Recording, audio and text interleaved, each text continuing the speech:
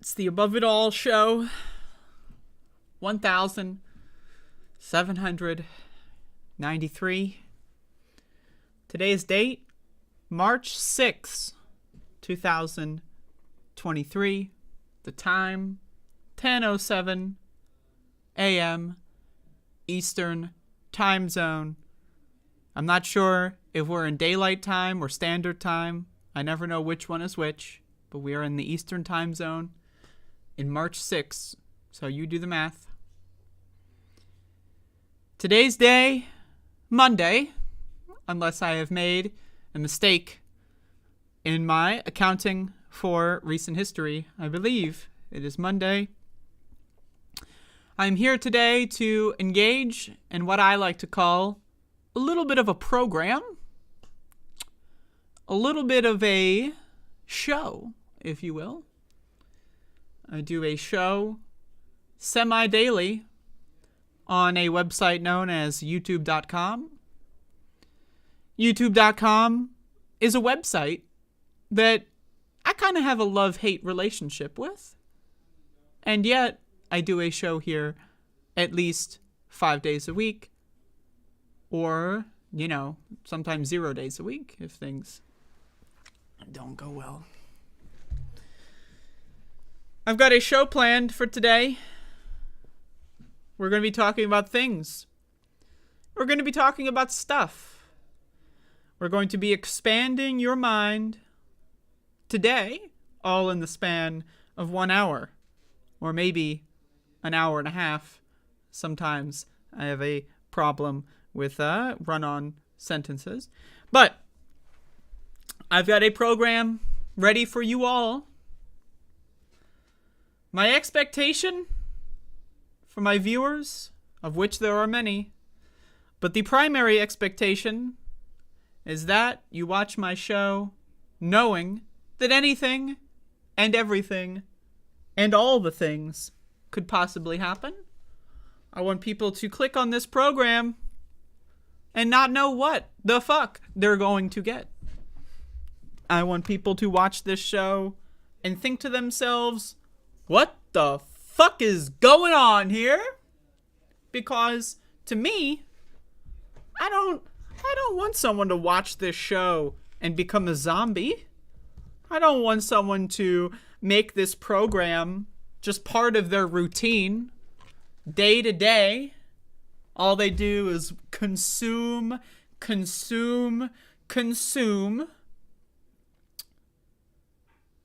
But what are you consuming? How does it help you? And more importantly, does it hurt you? Do you know that it hurts you? Do you know how it hurts you? It is the year 2023, everybody. We are in a year like no other. When 2020 started, people said 2020 is the worst year of our lives. And it's been the worst year of our lives going on 4 years now. But will it ever get better? Will it ever get better? Will anything ever improve? Or are we only here to rely on individualism, our personal improvement? I'm doing better with diet and exercise, so that makes me happy. But what about everyone else? Can we save society? I don't know. I'm not here to give you any solutions, but what I am here to do, everybody, is to give you a show. So welcome to the program. This is the Above It All program. This is I think I already said that, but today's day and all that kind of stuff. And I got some news to talk about. I've got some stuff, and we're gonna be doing a show. So I hope you enjoy the program today. If you don't,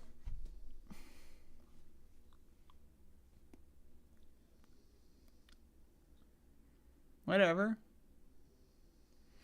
But I'm doing a program today.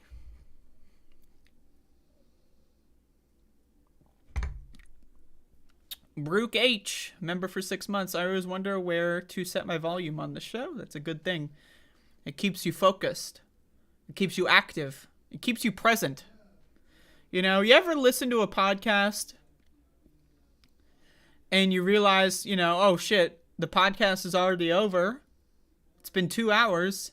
What did I even just listen to? It's just background noise. Does anyone ever do this? They consume media for background noise? Have you ever tried opening a fucking window for background noise?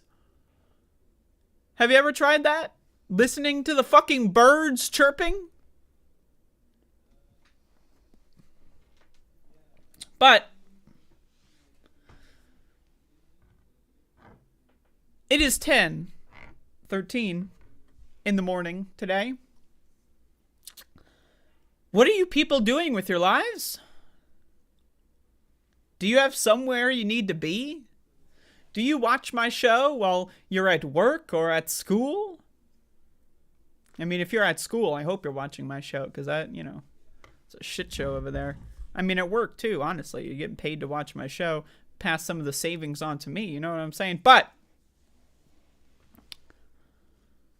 do you have a routine? Do people in my chat room, do people that watch my program have a routine? Do you get up and do the same thing every day? Think about it.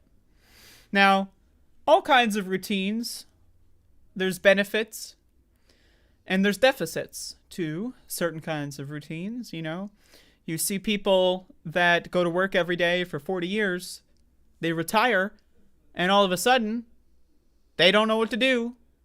You never see these retired people entering the workforce? You ever see that? They don't know what to do. They built their routine around giving their soul to a corporation, presumably, that spits them out on the other end as an unhealthy, fragile old person with no hobbies. Don't become like that. A routine is something that can be good. There's a lot of benefits that you could derive from having a routine that is something that you created. Don't let other people create a routine for you. Oh, I base my morning on what time I need to get to work. My opinion is that your primary motivating factor for any routine should come from within. If you have to be at work at 7 o'clock, getting up at 6:30 and rushing out the door is living life on someone else's terms. If you base your routine on something that someone else asks you for or demands in the case of work or school or whatever, then you are failing. But I am not saying you need to quit your job. I'm not saying you need to become a hermit like me that stays at home all day. All I'm saying is take control. Think about what you're going to do tomorrow or the morning from 7 days from now. Tuesday morning. Not tomorrow, but next Tuesday. What are you going to do? Think about it now. I've been waking up at 5 a.m. every day. Sometimes 5:30. And I've tried to develop a routine around doing all kinds of things in the morning before this show. Now, I have the possibility of changing the time that I do this show, but I choose not to for the sake of other people. I could do a show at a random time every day, but that would be worse for my metrics, and people would be less likely to get my message. And I recommend it. I recommend everybody get up earlier and get to sleep sooner. That's my recommendation. And Develop a routine that works for you, that involves starting your day with something that you like. You ever wake up? Max, what the fuck are you doing? Max, what the fuck are you doing? Max, he's being a dog right now. Max, what the hell? Just looking out the window. Is someone out there, Max? What was I saying? Let me rewind. Max, what that you like? You ever wake up? All right. I'm back in. When you wake up, your mind is a fertile farmland. And there's all kinds of seeds that are planted in the farm. And I know we have some farmers in the chat, so correct me if my farm metaphor is not exactly spot on. But who decides which seeds prosper? Have you ever heard of the term weeds? Nobody likes weeds. Right? But why are they there? Because they're competing for resources. And sometimes certain resources, certain external stimuli can stimulate a reaction from either the weed or the crop, depending on your whatever you're going for, right? I say this, when you wake up, your mind, your brain is open in a way that it is not at any other point in your day. Every single day, when you wake up, you have an opportunity to make a choice. When you wake up because an alarm woke you up, and your alarm is, let's say, you got to get to work in 30 minutes, takes 20 minutes to commute, you jump out of bed, you jump in the shower, you jump in the car or whatever, and you get to work. You are starting your day on someone else's terms.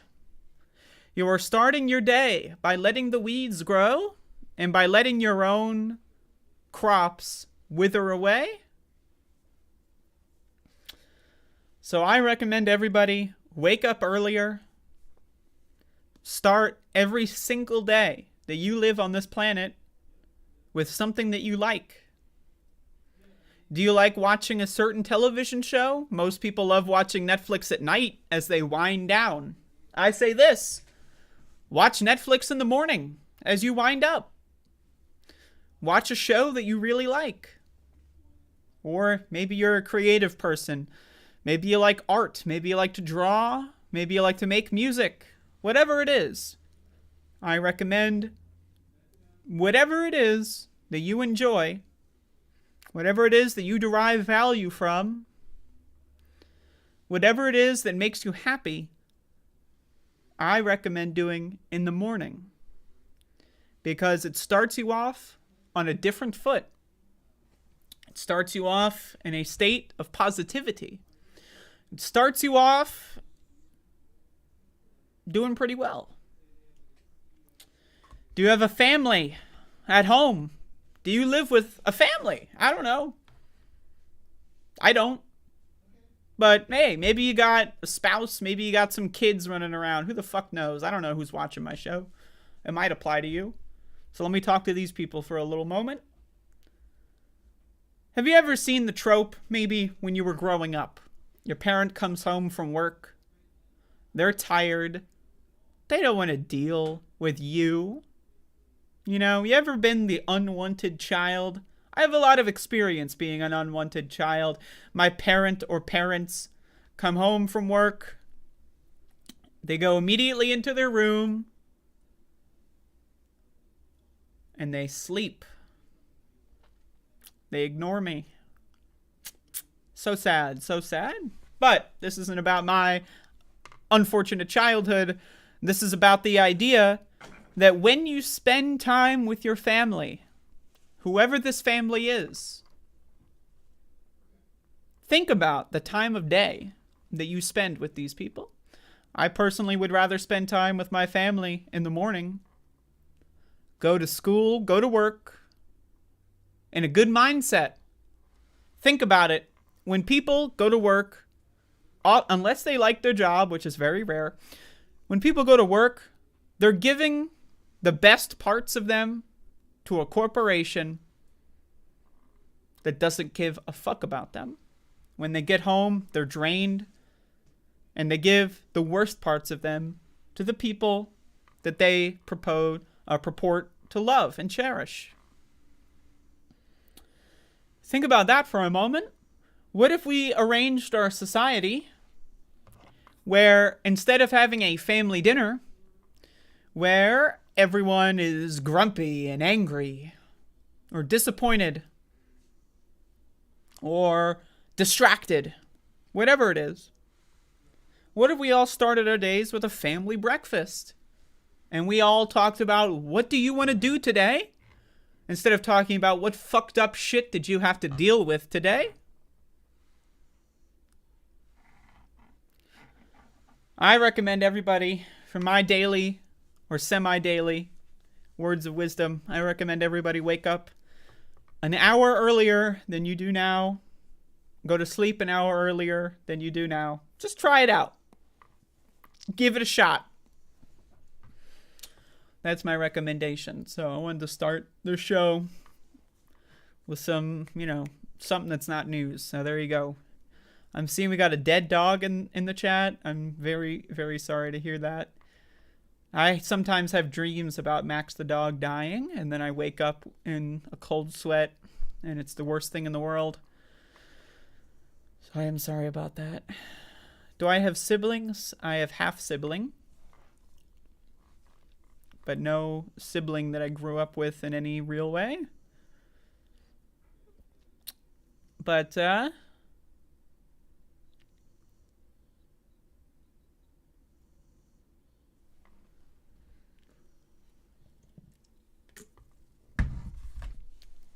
anyway, I've been waking up at 5 a lot lately. 5 to 6. I try to wake up before 6, but after 5. Anytime in that range. I want to train myself to wake up without an alarm. That's a goal of mine. I don't like alarms. I'm not a fan of them. So that's a goal of mine. But anyway, just thought I've received some benefits to waking up. My routine, to go back to routines, I've been waking up, I've been going for a morning walk, drinking coffee, playing my favorite video game, which is Doom. Subscribe to my Doom channel on YouTube, by the way. Subscribe. Give me the clicks. Give it to me. I like to work on my creative projects when I'm in the morning. I like to do things that make me happy, such as play with my favorite dog. I like to listen to music or motivational, whatever the fucks, videos, podcasts, whatever it is, in the morning. I like to do things that stimulate my brain. And I do all these things so that when I come here and I turn on this show, that I have something to offer. I don't want to be a news show where it's part of an endless, consumerist mind hole where people watch a show for the drama. Ooh, what's the drama today? Who's shitting on who? What bad news stories happen now? Now, again, this is a news show primarily in some fashion, so I will be covering these things. But I don't want that to be what my show is. I don't want my show to be defined in any genre that can be encapsulated in one word. Is it a podcast? Well, not really. There's a video component. I make funny faces, so it's not really a podcast. Is it a news show? I mean, sometimes, every once in a while. Is it a blog? A vlog? Who knows? Maybe. What is it? I don't know. If you try to describe my show to another person, as many people I'm sure have attempted to proselytize what we've got going on, and I'm sure many people here have been proselytized too and have showed up, feel free to raise your hand. But when you describe this program to another person, how many words do you use? And what words do you use? And does that description change over time? If you described my show to somebody 6 months ago or a year ago, would you describe the show in the same way now or in a different way? I don't know. I mean, I'm just asking questions here. Feel free to weigh in. I don't know. But anyway, I've been thinking a lot about what I want to do here. Been thinking a lot about what the mission is. Do I have a goal in mind? I don't know. As of this moment, I don't have a goal. I used to. I used to have a goal with this show, but I don't anymore. I used to have a mission. I don't anymore. I mean, I kind of do, but it's not as clear as it once was. And I want to develop a goal or a mission statement or something. But I'm still working on it. And for the time being, I don't know what this is. But one of the central motivators for me getting on and doing this is I want people that do watch this program to benefit in some way. I want people who do watch this program to be better than they were beforehand. I want people that do watch this program to learn things about the world. I want people that watch this program to think about things differently, which is value neutral. It doesn't have to be you think about things in a better or worse way or anything. But I want to very much like this object here. This is a top, right? Who knows what direction the top will land in? It could hit the keyboard. It could fall off the desk. We don't really know. Or it could just fall right there. Anyway, I want this show to be like the top. You go in, and you don't know where you're going to land. But you're going to land somewhere that wasn't where you started. And that's the goal of this show, tentatively. But that can't be the only thing I do here. Because if I do that exclusively, I can't bring anyone else into the fold. If I don't do dramatic news coverage, such as, what did insert right-wing moron say about anyone else, or minority groups or whatever, if I do that, I can bring people in. It's the cheese and pill method.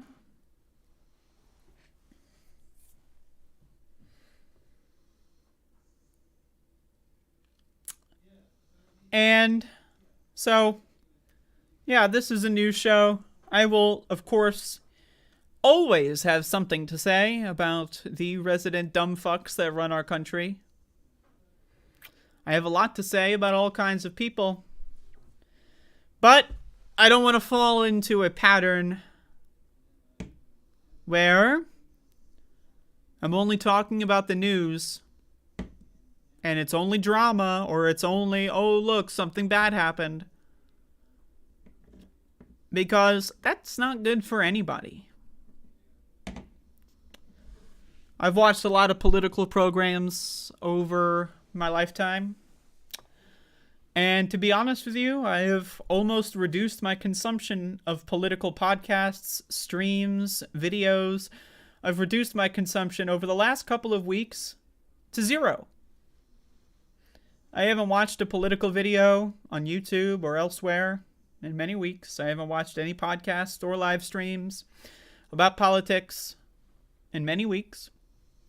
And, I'll probably check something out at some point again in the future. But as of this moment, I'm taking a break. Now, I'm not taking a break from reading the news. I still read the news. But I'm taking a break from listening to other people read the news. Why? Because I noticed that the channels I have subscribed to and all of that, they haven't really been changing. They haven't really been sparking me to think about things in ways that I hadn't previously. It's just, here's something bad or good, and, here's some analysis about it, and that's it.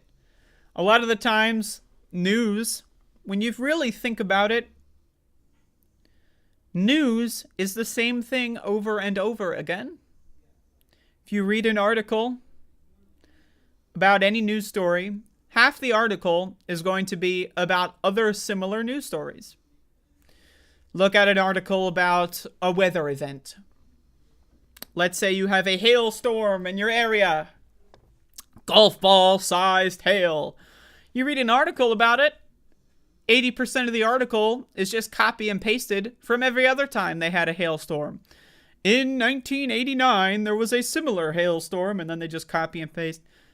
That's most news. Most news is recycled. Most news commentary is recycled. And that's not necessarily a bad thing. Sometimes repetition helps people really nail it home. Sometimes you need to say the same thing multiple times for people to really understand it. But sometimes you get stuck in a loop of talking about the same. Different names, different faces, same concept. This is what we deal with in politics. The people we're talking about may change, but the mission doesn't. There is a radical group of political extremists in the United States that want to, and will, if they get the power to do so, eradicate everybody that they disagree with. That is the future. If the rest of America chooses to do nothing, that is the future. There's another future that I see where these extremists don't gain that power to commit a full-scale eradication of people that they don't like, but we continue down whatever it is, whatever is happening now, whatever is going on with the slow, but very steady decay of society and culture. A rot from the inside out. Society and culture isn't what it used to be. And that's not to say that everything used to be better and everything sucks now. There's great stuff coming out all the time. There's great people doing great things and producing great art at all times throughout history. But there are certain historical moments where there's a sort of feeling in the air that everyone has that, damn, I wish things could be better. And I feel that that is a very large part of American life today. And I don't want to be a part of that. I want to be a part of the people that are doing new things in new ways, or doing old things in new ways. I want to be an experimenter. I want to be an innovator. I don't want to be someone that does the same thing over and over and over again in the same way to the same people in a slowly diminishing audience. That is not what I'm here for. Now, I don't mind if my audience diminishes over time, but I want my audience to reduce over time from me doing out-of-the-box and experimental things, rather than my audience diminishing over time because I can't do anything new. But of course, we all have our restrictions. We all have our interests. We all have our various whatever it is that we like doing. We all have our specialties. We all have the things that we're good at, the things that we're bad at. But we could always be good at new things, and we can always be bad at things that we were formerly good at. Right? I'm getting a little esoteric here. But either way, my point here is that this show, there's a lot going on with this show. There's a lot going on. And there's a lot that will go on for the foreseeable future. I don't plan on stopping this program. And I don't know, maybe I'll stop it at some point when I'm like 83 years old. Who knows, right? But as of this moment, we're just getting started. I really think about this program. And I started this program a long time ago. I've been doing this for a while. Going through distinct arcs with this program. Many of you have joined me for these arcs. Many of you, it's part of the history book. You weren't there, but you're aware of it through osmosis. Maybe some people go back and watch older episodes of this program and think, damn, it's so much different. But also, in some ways, it's very similar.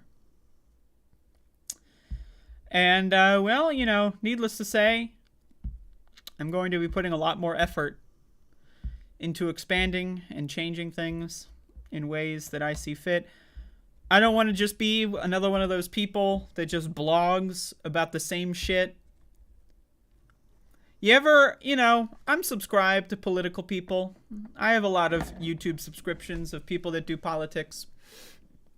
And sometimes, do you ever see a news story? Maybe it's not news. Maybe it's some drama, baby. Right? Somebody in the sphere said something crazy, everyone's got to talk about it. Right? What's YouTuber A have to say about YouTuber C? What's YouTuber B have to say about YouTuber C? What's YouTuber D have to say about YouTuber C? Let's watch all of their videos on the same subject. I don't want to be that kind of person. If you click on one of my videos, I want you to get a perspective you will not find anywhere else. But I don't want that to be the motivating factor of my program, because then I would turn into one of those contrarians, everyone's favorite type of person that disagrees for the sake of disagreeing. That's not cool either. You gotta find the middle ground, the centrist approach, if you will, to these two things in the spectrum. So anyway, I want to cover things on this show that aren't necessarily going to be covered anywhere else. And even if I do talk about something that everyone else is also talking about, I want to do so in a way that is different from everyone else. One thing I will say about doing a program like this, or any kind of public-facing thing in any way, if you're in any way somebody who has done creative output, or you work for yourself in some way. Let's say you're a writer. Let's say you make arts and crafts, whatever it is that you do, that you have like an audience or people or customers, whatever it is, right? Sometimes you fall into a trap of your own creation, of your own design. And traps that you created yourself are always the hardest to get out of. Because oftentimes you don't even know that you're trapped. You think to yourself, I wanted this, so therefore I want it. But is that always true? Do your needs and desires always stay the same over time? Or do they change? Do you ever walk into a room, turn the light on, and just wonder to yourself, why the fuck did I come in here?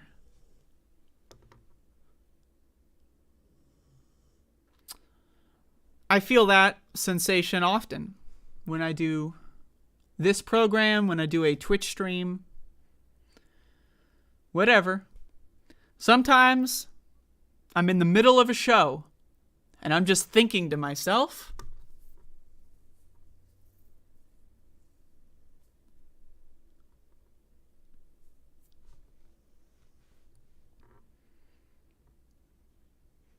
sometimes I do a Twitch stream and I think to myself, do I like this? What do I get out of this? Sometimes I do a YouTube show like this, Above It All. And I think to myself, I'm halfway through, I'm 80% of the way through, whatever it is.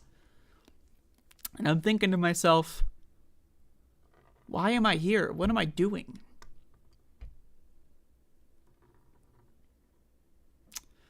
So, just because you wanted something does not mean you actively want it. Just because you, at some point in your life, made a decision, that decision may have long-lasting consequences or implications. It doesn't have to be a consequence, but it's an implication of that decision. Like, for example, I decided to get a seltzer. And why did I make that decision? Well, it's because I wanted a fucking seltzer. And what are the implications of this decision? Well, that I can drink a fucking seltzer.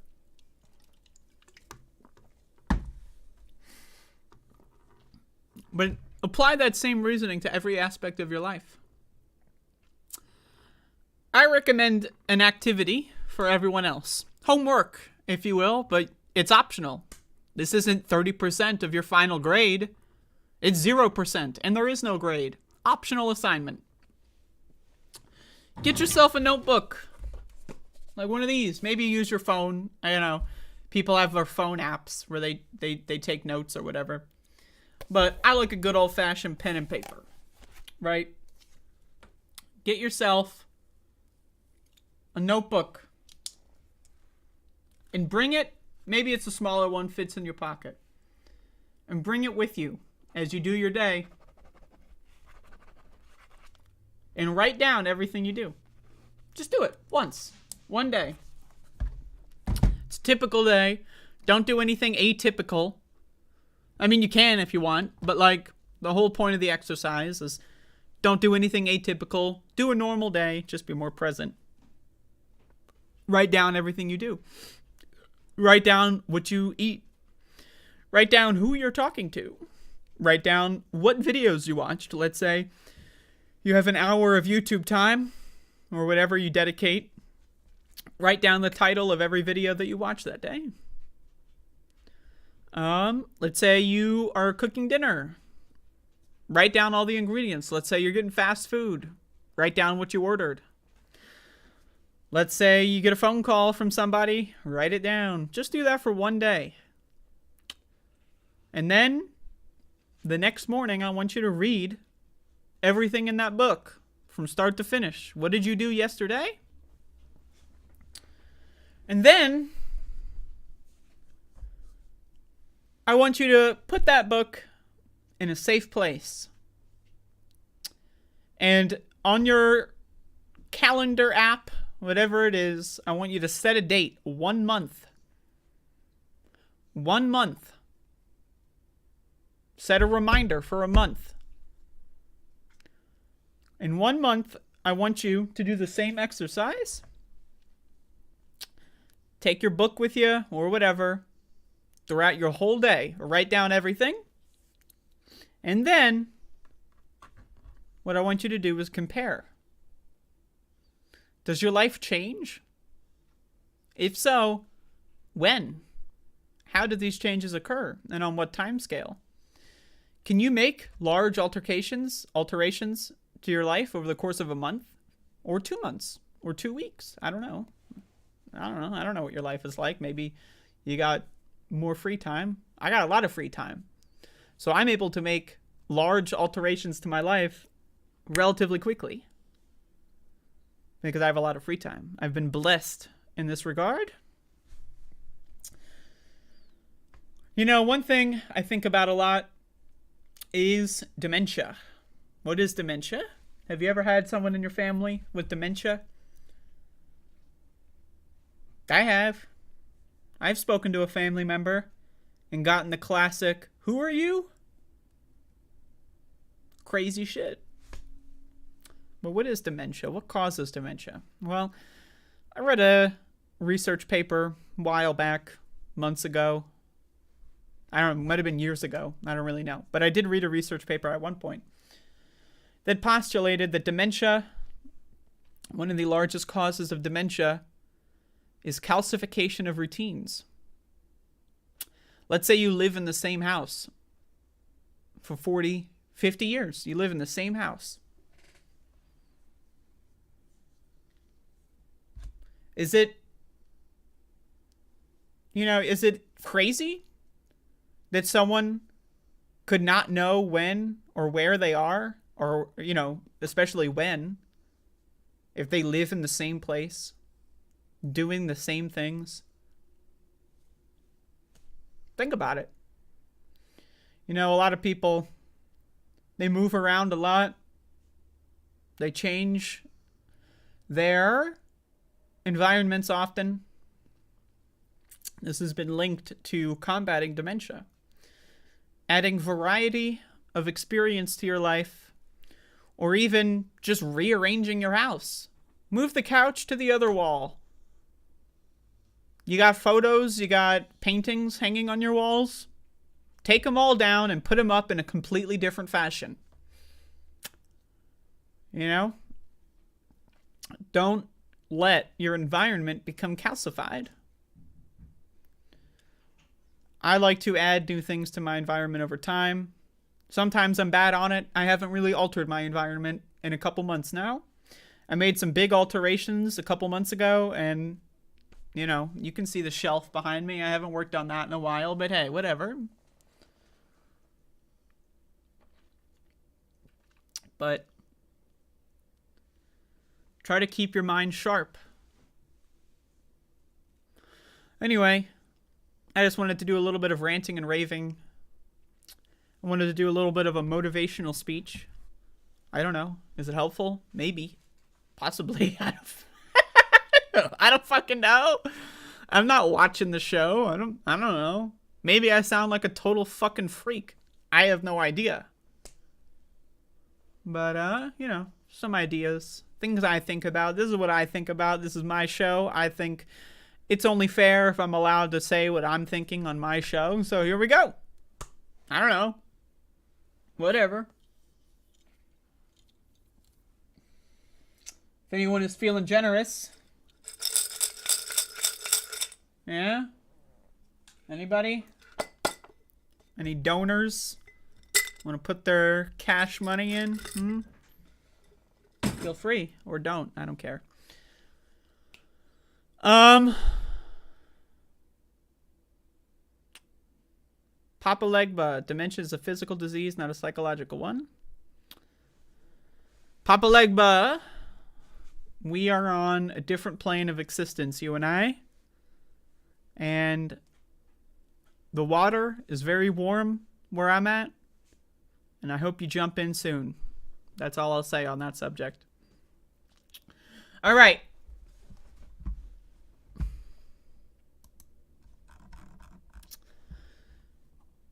So now that I've droned on and on with a 45-minute prologue, let's jump into the news. That's right. This is a news show, everybody, and we discuss the news here. University warns of TikTok drinking trend after 28 ambulances called to off-campus parties. You've been seeing a lot of this fucking shit. TikTok trend kills 20. Does anyone remember? What was the first TikTok that... The first one I remember hearing about was the Tide Pods. Does anyone remember Tide Pods? I don't know. But anyway, what are the kids doing? They're drinking, and 28 people got sent to the hospital. But what are they drinking? Let's find out. The University of Massachusetts is warning about a TikTok drinking trend after 28 ambulances were summoned to off-campus parties. Students were observed Saturday carrying jugs with a mixture of alcohol, electrolytes, flavoring, and water. Dubbed, quote, blackout rage gallons, or Borgs. Borgs? What? Borgs? Back in my day, Borgs were like fucking robots from the future. Now it's like a fucking gallon of some drink or some shit. In a binge drinking trend gaining traction on TikTok, officials said. There were so many calls for ambulances for student alcohol intoxication that neighboring agencies stepped in to help, officials said. So anyway, what is Borg? I don't know, but I've got this article here to tell us all about it. What is a Borg? Drinking fad has pros and cons, counselor says. Oh, really?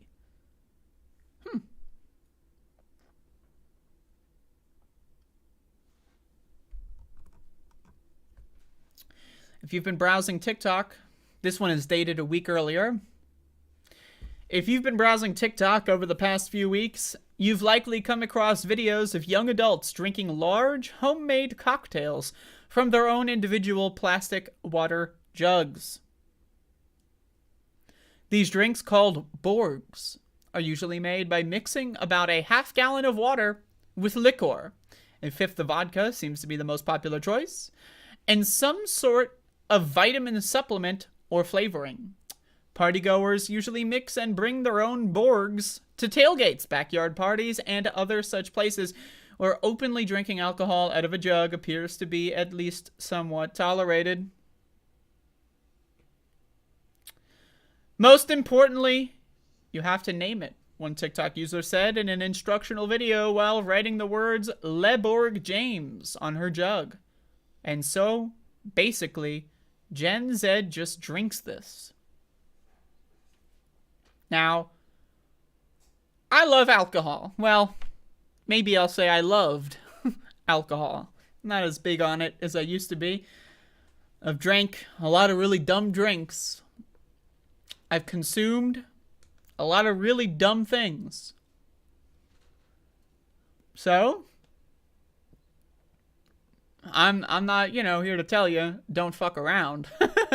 But, what the fuck is a Borg?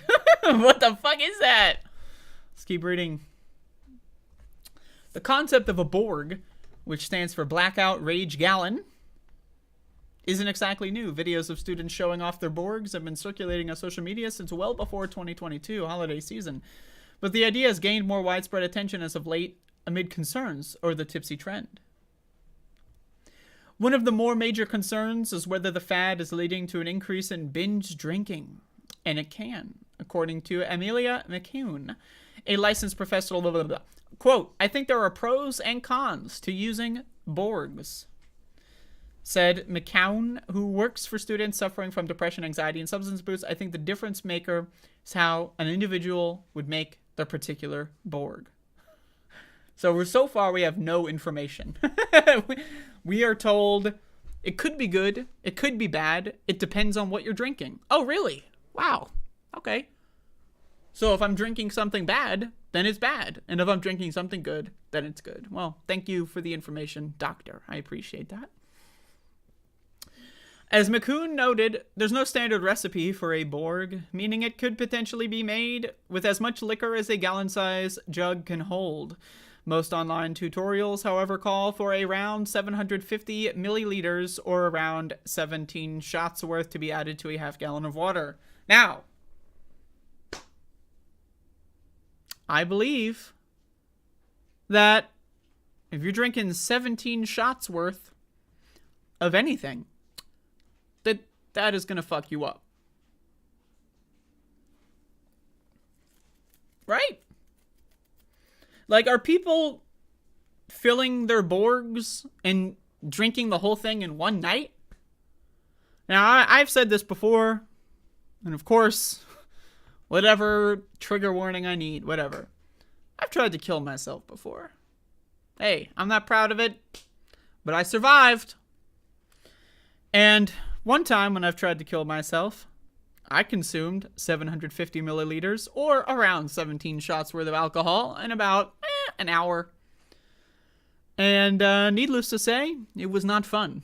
So I don't know how to explain anything else on that one. But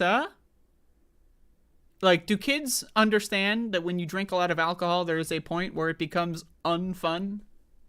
Like, I'm all down with hitting that Balmer peak. You know, you drink a couple drinks, all of a sudden you're really good at pinball, right? You're getting a high score. Yeah, fuck yeah. You know, like everyone around you's cheering. It's like a moment out of a movie, you know, boom, high score achieved, right? But then sometimes you win. You get that high score, right? You get a victory drink and you try again. And all of a sudden you play like shit. Your moment has passed. Anyway, my point here is, what the fuck is a Borg? I don't really have a point here, to be honest with you. But I guess Generation Z is getting into alcohol, and like they're doing it on TikTok or something. I don't know why this isn't in the news. I really don't. Young people are drinking alcohol. There's a news story. But it's called a Borg, and so therefore there's going to be articles written about this. Has anyone seen this? I don't know. I was looking through my news feed, and I saw like a couple things about Borgs, and I was thinking it's like some sci-fi movie or something, but whatever. But I don't know, man. Like, don't drink that much. I don't know. There's no analysis here. I just thought that this would be funny. I thought the name Borg was funny, so I could maybe riff on this for like 10 minutes. I don't know if I have been talking for 10 minutes, but that's pretty much all I have to say. Watch out for the Borgs, folks. Papa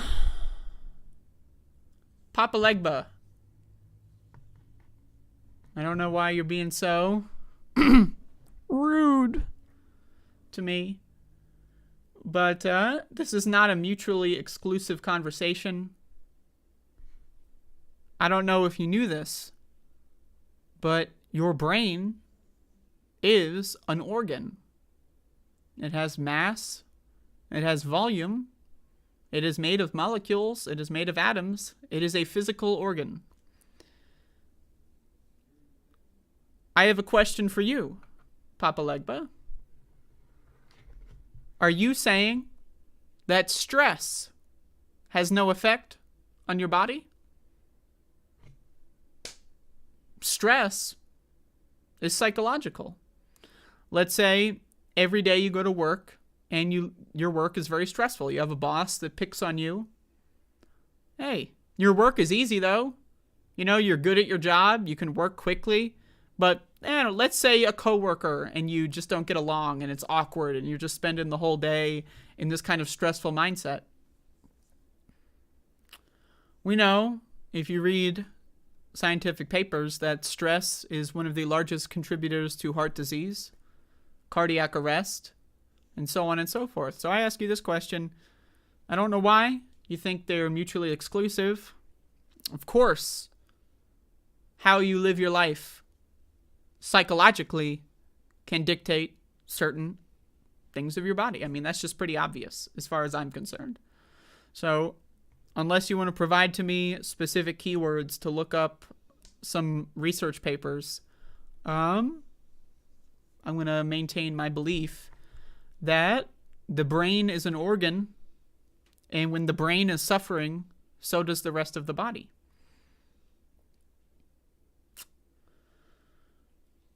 That has nothing to do with dementia. I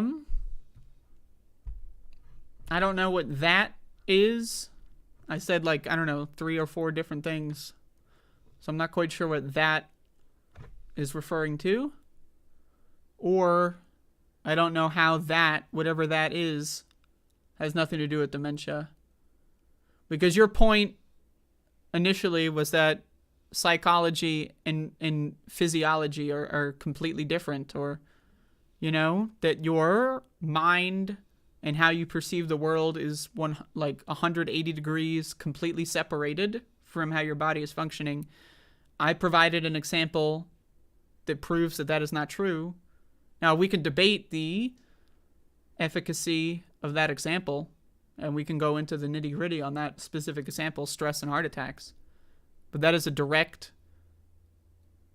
I mean, if you don't agree with that example, then I would rather have that discussion. But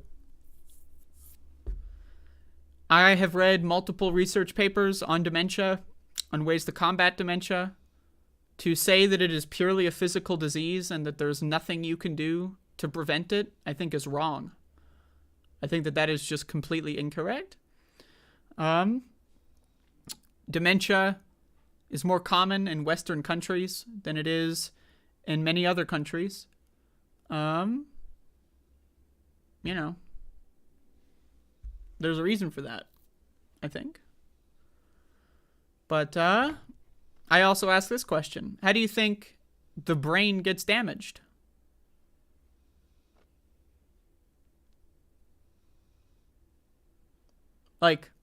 Again, the brain is an organ. How does brain damage occur?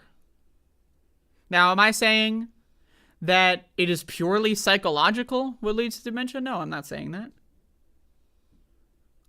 I'm saying that it's not mutually exclusive. You can make lifestyle changes to combat dementia. I've read a lot of reports and studies and papers on it. I've never seen any report that says, do this one simple trick and dementia is eliminated to a 0% chance. But, there are multiple papers that have suggested if you, let's say, move every 10 years, there have been studies on nomadic people, people that have no home, right? Nomads. People that, in America, we would call them drifters, whatever the fuck. People that just go from city to city every couple of years. And then, they're like, all right, let me move. They have lesser rates of dementia. So... Well, no one's talking about curing Papa Legba. I don't believe anyone said the cure word. But, yeah.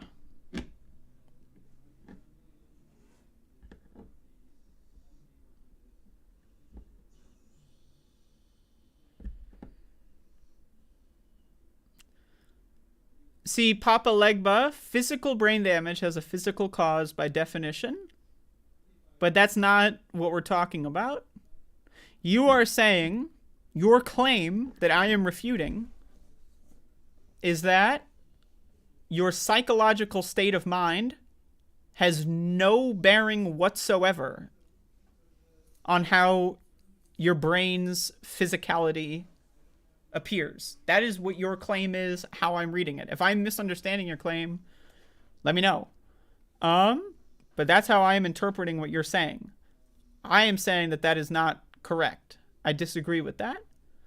I am not saying that it is purely psychological I'm not saying that. All I'm saying is that there is a psychological component to dementia, as there is a psychological component to every sort of brain disease, because the brain is the center of psychology.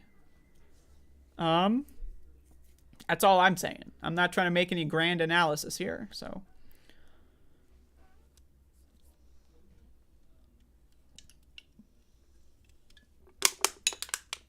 What Uncle Buck says here is along the lines of what I'm saying. There's a correlation between a physical lifestyle and dementia. People who spent their career in an office have much higher chance of dementia than a farmer or construction worker. Yes, moving around a lot. I mean, offices are especially damaging to the soul because you got that like yellow light, you know, just beaming into you, you know. I've never worked in an office, but I've seen Office Space. It looks pretty bad.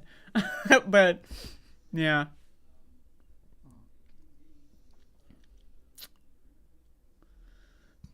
Ugh. Single men die younger than married men. Is there a correlation? Yes. Not sure why, but it's true. Bilingualism is one form of cognitive stimulation that requires multiple aspects of brain activity and has been shown to delay the onset of dementia symptoms in patients by approximately 4 to 5 years. Yep, that's stuff that I've seen.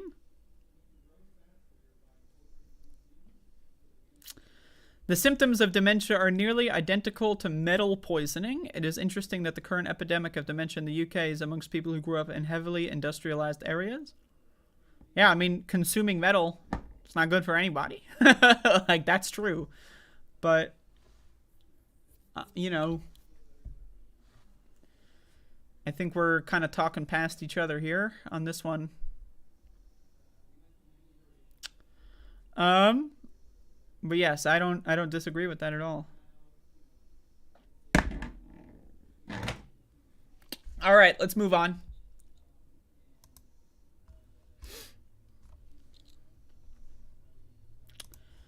You may have seen this in the news recently. Walgreens. Anyone ever been to Walgreens? Is the wall really as green as they say? Walgreens will not sell abortion pills in 20 Republican states. So let's read this.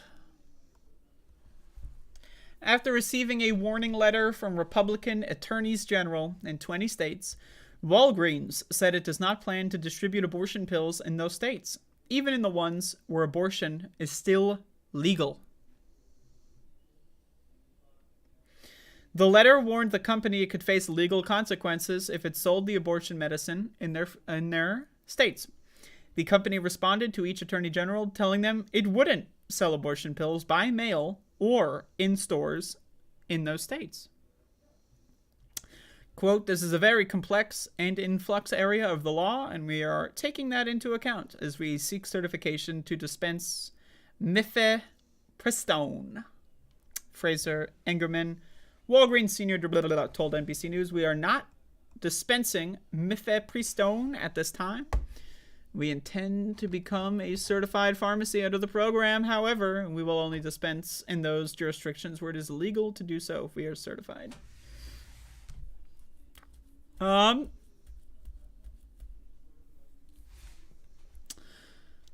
This is one area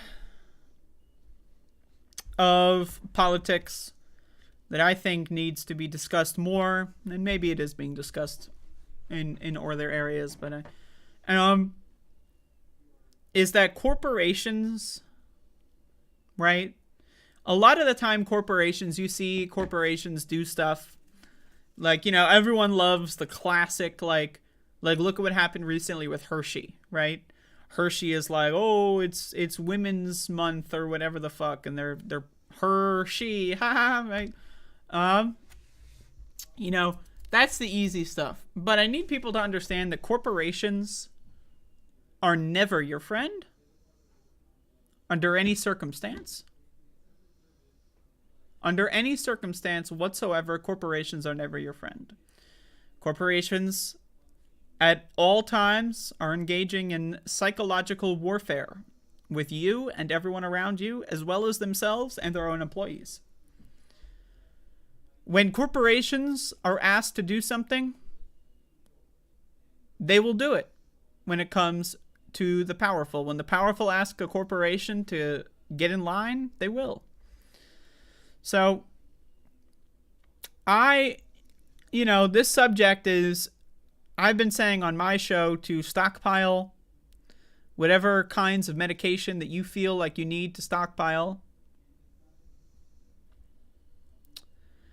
And if you can't anymore, try to find out ways to acquire it. I'm not going to go into great detail, but I will say that the United States Postal Service does not check every package that is sent through the United States Postal Service. If you have a friend in Massachusetts, send your friend an email, preferably on an encrypted server, and ask them to send you a postcard. See how the family's doing. Maybe send a box of homemade cookies, if you catch my drift. But, again, why is Walgreens doing this? Do they really have to? I mean, think about it from this perspective. What if Walgreens, with its gigantic corporate coffers, decided, hey, let's sue these Republican states for the right to provide people life-saving medication? Right? They could. I mean, Walgreens is a gigantic corporation that has multiple different law firms that have been enlisted to defend its right to price gouge people at all costs and to treat their employees like garbage. So, why doesn't Walgreens decide, hey, let's fight for what's right? Let's use our luck.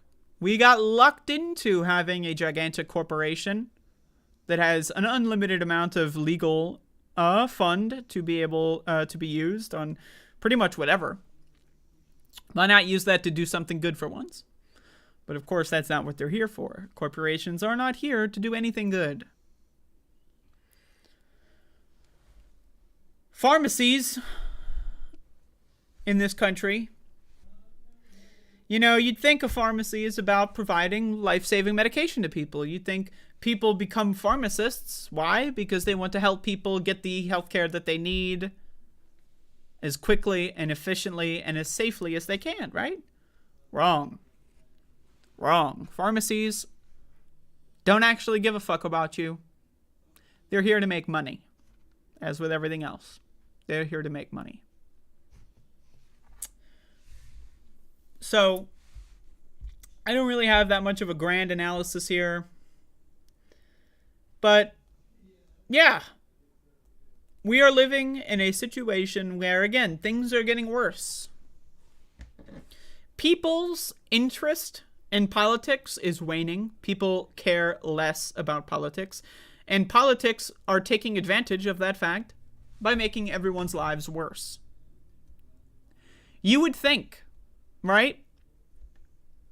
You would think that 50% of the population having their right taken away from them would actually do something in this country. I understand that white America doesn't give a fuck when black people get gunned down in the streets by police on a daily basis, right? What do they have to lose? But you're telling me 50% of the country having their rights revoked less than a year ago, we can't do something about it? Really? So, not only that,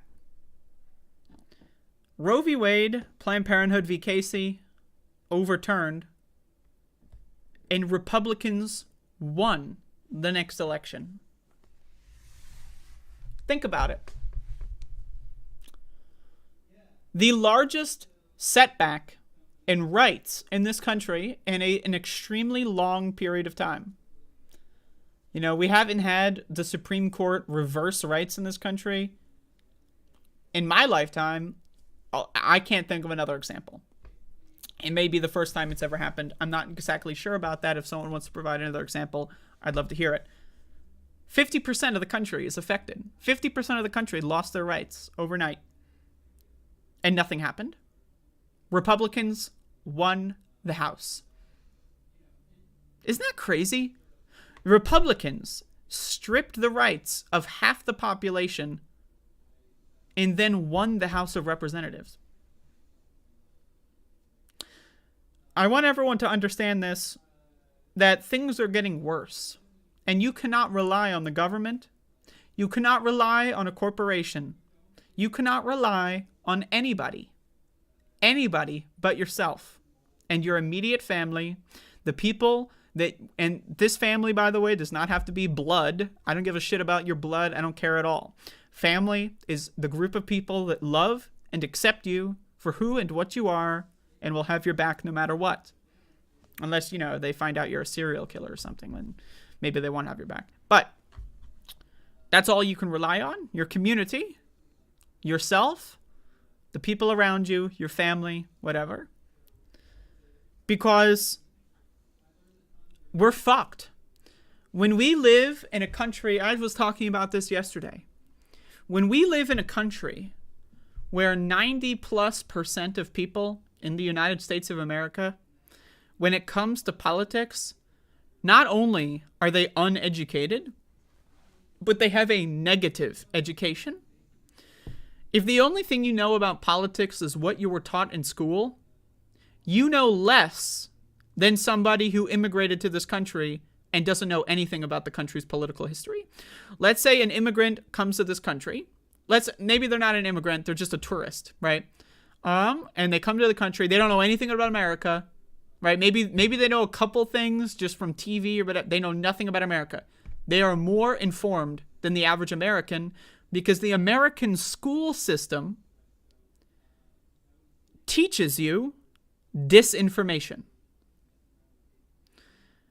And not only does it teach you disinformation, but it presents disinformation, but under your understanding as a child, you just see it as information. You don't know it's disinformation yet, but it presents information in the lamest, most boring way imaginable. Have you ever met somebody that has said, oh, I don't read books?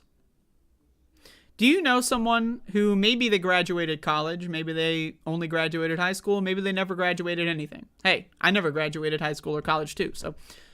And then they go, nah, I never really learned anything. I never really read a book since school. We've all got these people in our families, that they passed 12th grade in high school, and that was the last time they ever chose to spend any time at all to learn something. That is the average person. Why? School is designed to make you hate the process of learning. And what little that they actually teach you is negative information. It is disinformation. It is information that is so wrong and incorrectly positioned, missing context, whatever it is, that it actually reduces your understanding of how the country works in a way that if you had no information whatsoever, you would be more equipped to actually learn about the situation. Okay? And again, we're talking about Walgreens here. We're talking about corporations bucking to the pressure of fascism. And of course, there is a common conspiracy theory out here on the internet and in American politics that corporations are woke and they're indoctrinating America with leftist Marxist value. Now, obviously, that's bullshit. But, hey, 30 to 40% of Americans, if you ask 30 or 40% of Americans, according to multiple polls, over the course of many years that I've seen, 30 to 40% of Americans, they, with all of their heart, genuinely, they're not lying, okay? The people at the top, the politicians, they're lying for sure.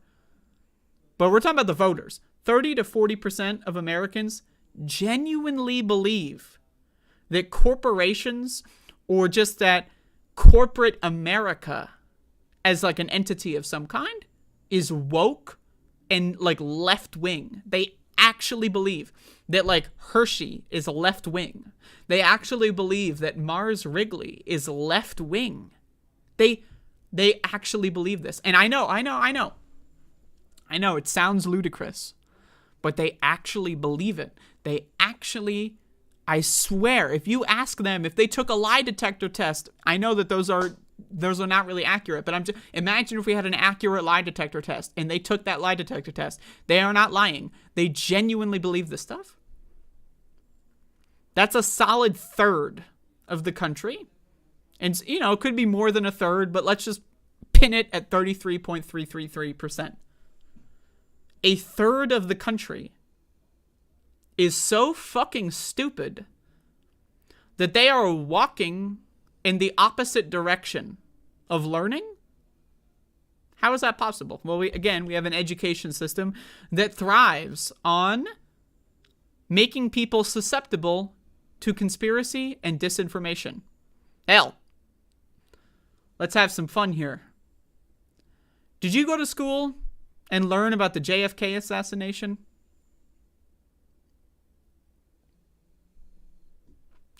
Let's talk about one of the dumbest conspiracy theories of all time. What is in the history books when it comes to the JFK assassination? Think about it. It's the dumbest shit you've ever heard. It's the dumbest fucking shit you've ever heard. You ever hear the Warren Report being described as a fact? That's some crazy ass shit. And it's so on its face, so ridiculous that it primes people to believe in conspiracies, right? They get taught some of this really basic disinformation and they just go like, it's all bullshit. And it primes them for conspiratorial thinking. That's just one example. I'm down to talk about other examples. That's just the one I picked, okay? And again, the average American, just think about it. I know a lot of people in my chat, people that watch my videos. I have a large amount of introverts that watch me, right? And so I know not that many people here have large friends or social groups or families that they interact with on a regular basis. But just think about it. Maybe you did like 10 years ago, right? Just think about the average person in your mind. Like whatever friend or person you know, family member, coworker, whatever, anyone that you know that is the most average, the closest to the average American, and think to yourself, has this person read a book since high school? Now, chances are the answer is no. I did a story a long time ago, I guess. I don't know when it was, but it was about reading. How often do people read? And it found that I don't know the numbers off the top of my head, so I don't want to talk about it. But I remember it being very low. We're talking about like in the 20%, maybe 30, somewhere really low amount of people that actively read after school. And I'm not talking about like they get home from school and they're in school. I'm talking about like 35 years old, they graduated 10 plus years ago, and they read a book in that time span. Most people don't do that. I ask you another question. How, like, do you know, like, the closest to the average person that you know, right? Think about it. Have you ever tried to get someone to watch a documentary and it feels like pulling teeth? I've been in that situation. I've tried to get family members, you know, I've been on dates where I try to, pick a movie. It's a documentary. The other person's not into it. What the fuck? I love documentaries. I love that shit. Now, again, I not every time you want to be watching a documentary, but hey, let's say it's, you're at your parents' house or family, whatever, for a week. You watch like a bunch of movies and you say, let's change it. Let's watch a documentary for once. And everyone's like, ooh, right? Whatever. Americans are primed to hate learning. And again, to wheel this back into Walgreens, right? Because that is technically what we're talking about here. But in a country where the Republican Party can remove the right to bodily autonomy from over half the population, because it's about 50.2 or 3%, I think, that are affected by this, the population, have their rights removed. And then less than a year later, those same Republicans win the midterm election. That is a country that is broken, in my opinion, beyond repair. The Republican Party waged war on half of the U.S. population, reducing the status of half of the U.S. population to second-class citizenry. Half. Not a minority group that's only 10% of the country. Or, hey, in the trans community, we're like 0.5% of the country, right? We're talking about half. Half of the country. Half. Became second-class citizens. And then the party that did that won the next election. It's over. It's over. So again, if there's any point to what I'm saying here, the point is that I want my viewers to take action now. Now, I don't want to sound like a doomsday person. I don't think like we're going to enter like a Mad Max scenario or anything, or at least anytime soon. Maybe 40 years down the road, it's possible, right? But I don't think we're going to be Mad Maxing it in like by the end of the year, okay? But in general, I recommend being a prepper in every category that you can possibly imagine, okay? How much food do you have at home?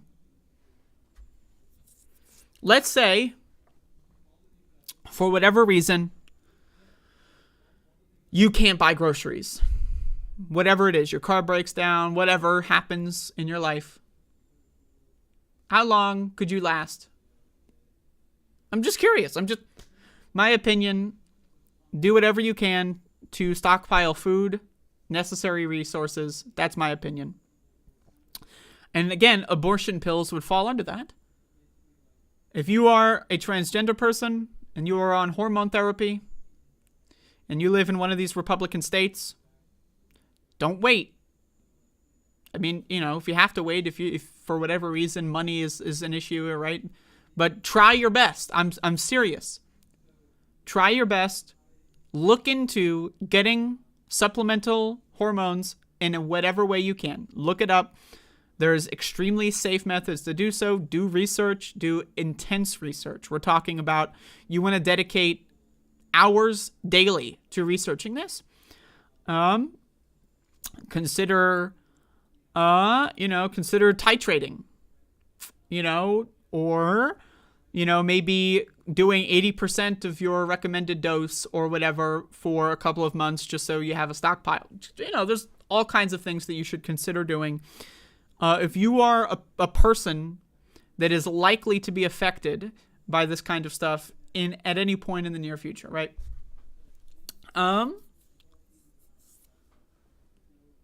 Because no one is going to save you.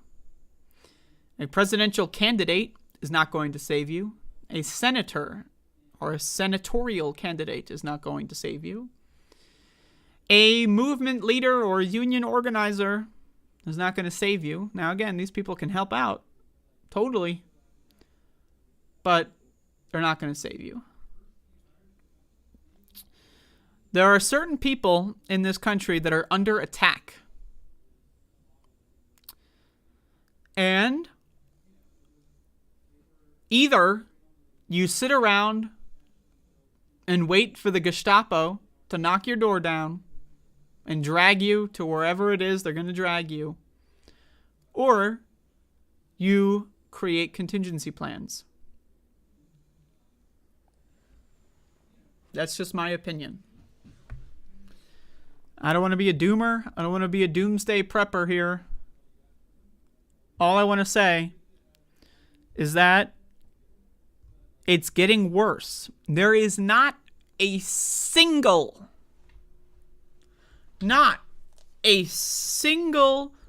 motherfucking tea leaf that possibly points in this country getting better over time. A lot of people believe that younger generations will save us. I don't believe that. Now, do I think Generation Z and millennials are more left-wing than boomers? Yes, I do. But that said, people in general are easily manipulated. People in general change over time. Okay? Here's another example. In 2020, George Floyd, you've heard of him, was executed in a brutal fashion on international television. Everybody saw it. In the weeks that followed, support for the phrase Black Lives Matter increased. People were thinking, Black lives, they might actually matter. But where is it now? Does anyone remember that? Remember everyone saying, BLM, man, BLM. Remember when people were changing their Instagrams to like a black square and all that stupid fucking shit? Where are they now? The phrase Black Lives Matter is less popular than it has been in years. Support for the police is growing. People can have their minds changed many times in short time spans. Someone can see George Floyd get murdered on international television, think to themselves, maybe black people are humans and shouldn't be treated this way, and then a couple months later, they're right back to singing their same old racist tune. So I say this. Any examples of Generation Z coming in and swooping in to save us? I'm not so sure about it. I'm not going to hang my hat on that one. I'm not going to put all of my eggs in that basket. And so this is why I just want to say, do extensive research. We have the internet, everybody. And I know that the internet has a lot of bullshit. But I want to tell people something that I do. As an extraordinarily autistic American, I get hyperfixated on certain things, whether it be a specific movie, specific video game, or it could be even something even more niche, right? Whatever. Something I do, or it could be a subject of science, something. When I get extremely fixated on a certain subject, what I like to do is read everything. Everything. I like to read what stupid people have to say. I like to read what smart people have to say. I like to read things that I know will upset me. I like to read things that I know I will agree with. I like to read things that prove my confirmation bias. I like to read things that disprove my confirmation bias. A lot of people, when you hear the phrase, do your own research, a lot of people, what they do is they Google something with really bad keywords, click on one or two links, read the headline, and then boom, they researched it, bro. That is not what do your own research means.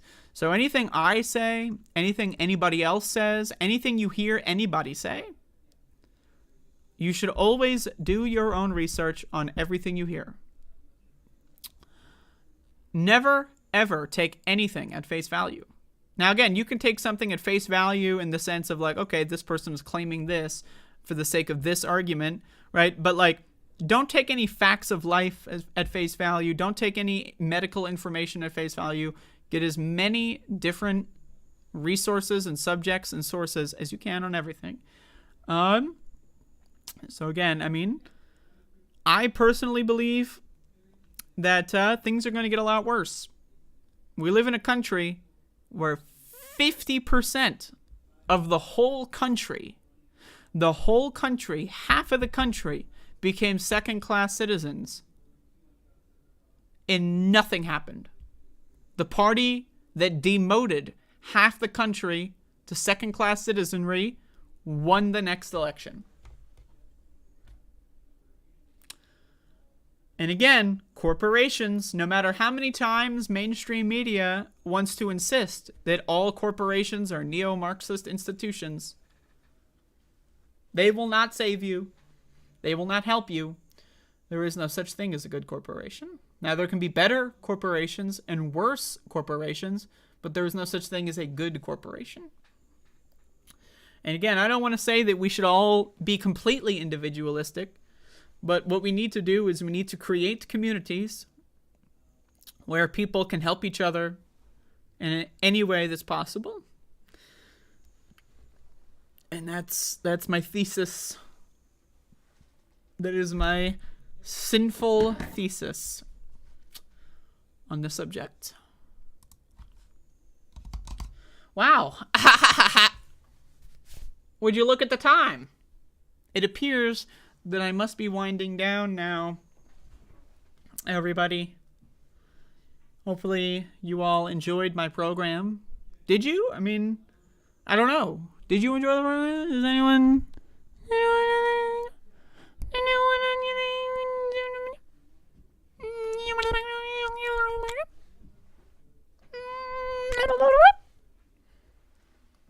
Yeah? No? Maybe?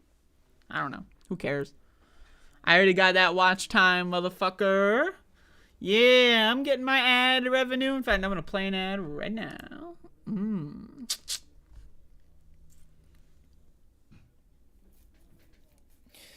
Oh.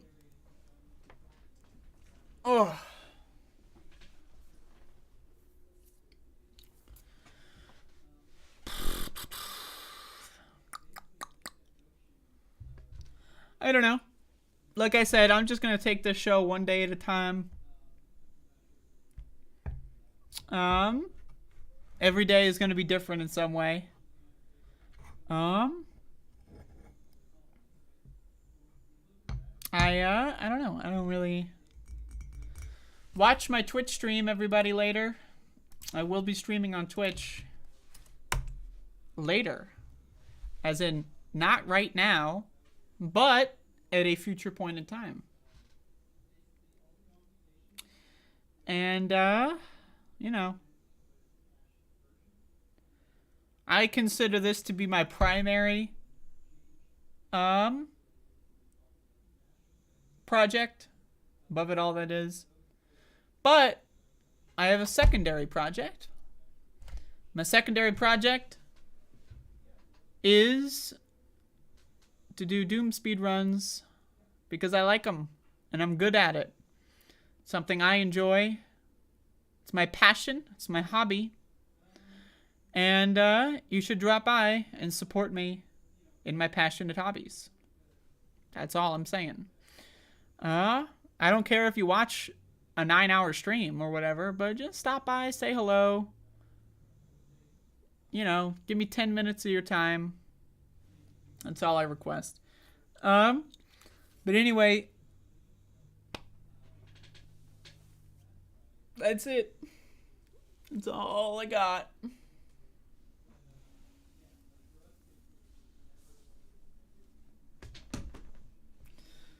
Oh.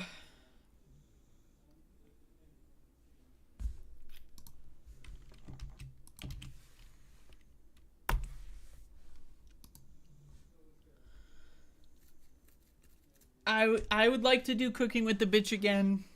I have multiple things that I want to do before that, including learning a new video editing software, and 2, having motivation to do something.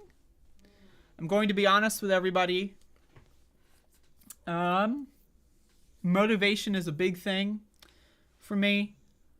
I don't like doing things if I'm not motivated to do it. I have done many things that I have lacked motivation on, and I don't feel good about it. So, you know, I will do another season or multiple of Cooking with the Bitch. It just has to be at the right time. I have to be in the right mindset, and I have to have the right motivation to learn new video editing software. And when all of those things, all the stars align, you are going to see some really good stuff.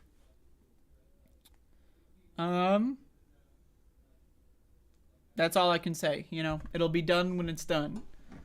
And I also, again, I've said this a lot, but I have a lot of behind the scenes projects. And you'll be seeing some more of that over the next couple of months. But I do have a lot of behind the scenes projects. But I have to go to the bathroom. I'm not going to lie, everybody. I'm about to pee my pants. Right? You see these pants? These pants? About to have pee all over them. So, I got to go to the bathroom. But thank you for watching. I appreciate it. Max is sleeping at this moment. Max, are you sleeping? He said, yeah, he's sleeping. But I'm going to do my best to not pee on my pants. These are new pants, by the way. I got them relatively recently. You know, it's got a cool, like, design. You know, I like doing this, you know, like where I, you know, scrunch it up. I like looking at my own legs when I'm on drugs and watching, like, the dots move around. But anyway, that's neither here nor there. Bye-bye!